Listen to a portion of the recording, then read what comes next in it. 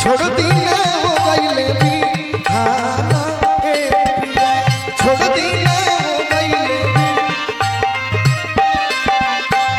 मीठी मीठी बतिया में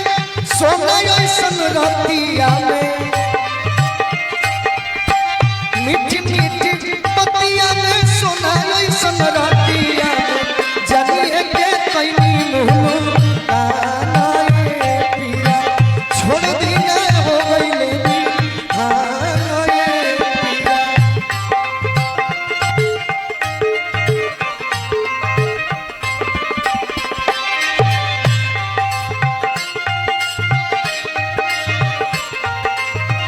हे छोड़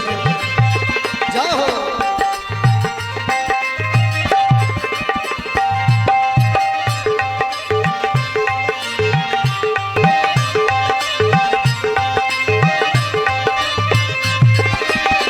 छोड़ देना हो गईले बिहाना ए पिया छोड़ देना हो गईले भाभी राउर पिटी है केवाड़ी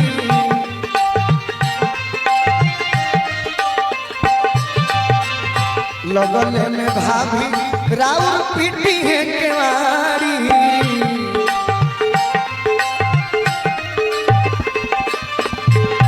आधा घंटा लागी सॉरी आई अपन सारी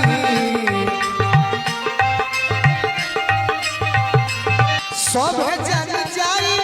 इज्जत बास पर टंगाई जी सब जान जाई इज्जत बास पर टंगाई जी